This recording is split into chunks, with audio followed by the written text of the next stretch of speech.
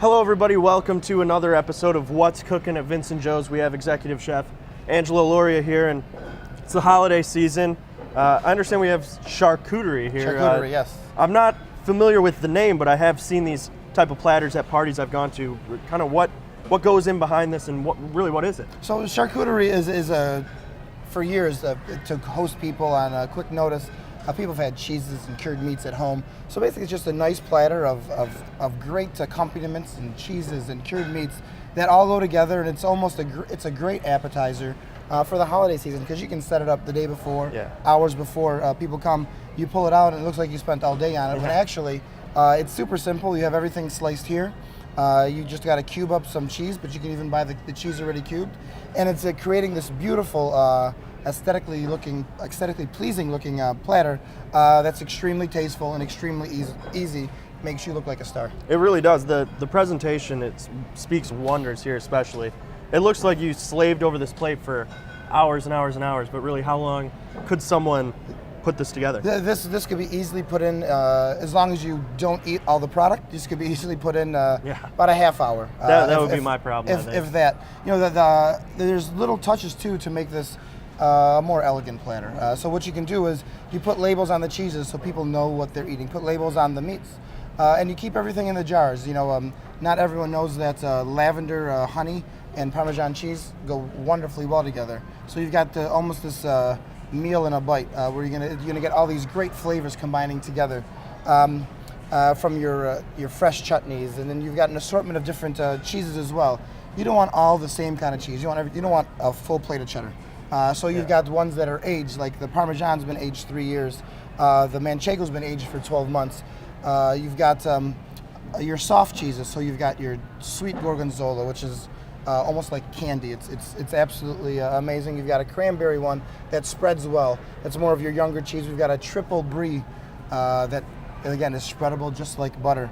Then you go to your cheddar. You go to the ones that you like. And if you're not sure on what to do, we have very helpful staff here, and if you're in the store too, ask for one of the chefs to see what they like to pair, because for the most part this is easy for us to cook when we get home at midnight or 1 o'clock or whenever it is, and there's no cooking. You just pull it out, you grab yourself some crusty bread, and you're good to go.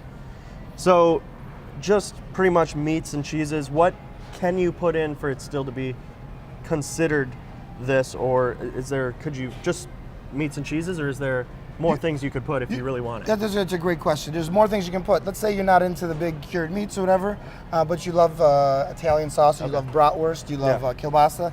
You can do a charcuterie platter with just that, and then you have different flavored mustards that go with it too. Okay. So that's delicious. And you know, instead of baguettes, maybe use some pretzel rolls or something to kind of change up the theme. The basic idea behind that charcuterie platter is to utilize things that are readily available, that are easily available, and they have a great combination. You know, in old French cuisine, you'd have terrine, so you'd be making liver patés, and those never really go over well to the whole group. It's usually just a party for one with stuff like that.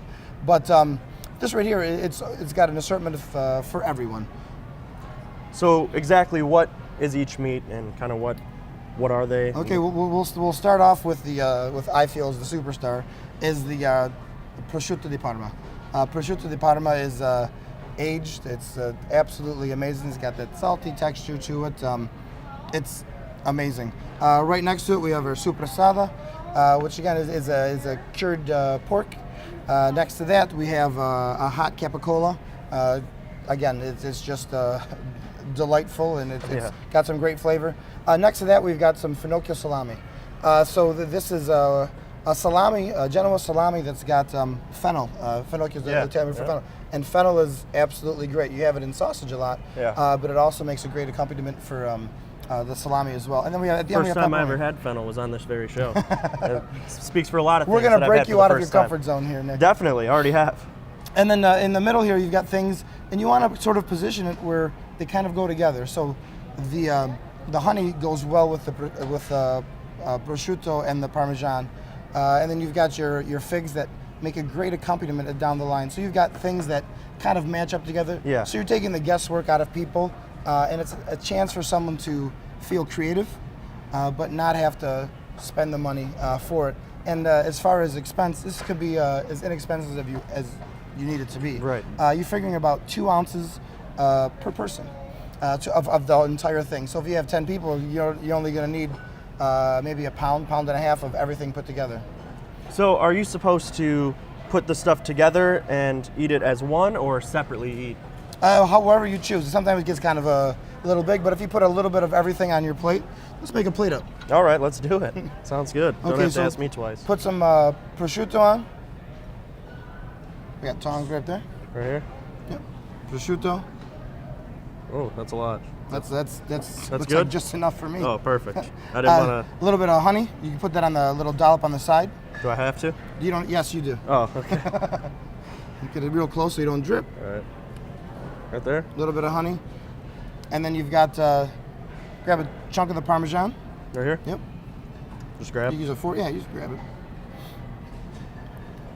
And so now grab yourself a piece of bread, and you've got your first course of your whole cheese flight, of your charcuterie flight.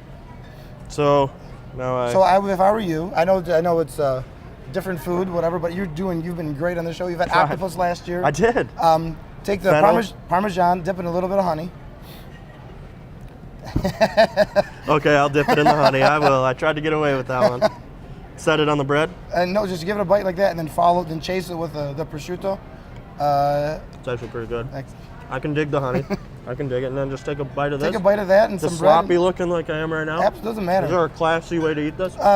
You know what? With silverware? The way you're doing it is perfect. Oh, good. This is we're talking about Italian food. We're talking about not street food, but this is you eat with your hands, you talk with your hands, you cook with your hands. So this is more along the same lines. And you can have silverware out. You can cut the prosciutto in smaller pieces if you want it to be more bite-sized. You know, we've got the little cute little forks here. They are cute. Yeah, they really are. So, and then eat the bread last? And then eat the bread, or however you want to do. If you want to start with the bread, the great thing in here is there's no rules, there's no regulation, there's no set way to do it. If you want to start with just olives and finish with just olives, that's up to you.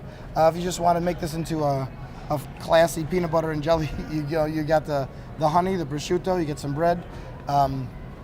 It's absolutely delicious to combine the stuff. And again, a little taste is all it needs to see whether or not you like it. And you'll see how, and you saw from the Parmesan, being a little bit of honey, kind of enhances the flavor of both. So. And more importantly, you can get all this stuff right here.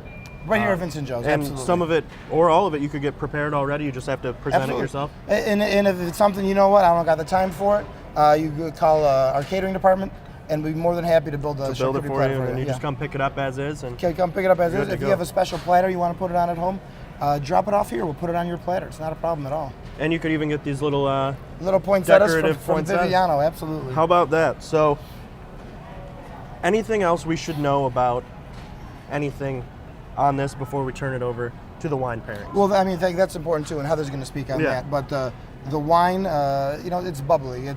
So it's a celebration. So when people first start coming out, you want to do the bubbly. You want to do the sparkling stuff. It pairs perfectly with what we're serving over here. Well, as always, thank you for making me my first meal of the day. And when we come back, we will talk about some good wine pairings to go with the charcuterie. Thanks for falling out of your pleasure. Your security zone there.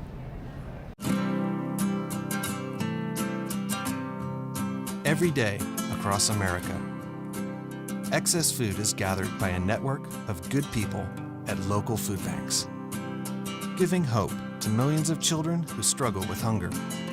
They've earned their wings, and you can too. Together, we can solve child hunger. Support Feeding America and your local food bank at feedingamerica.org.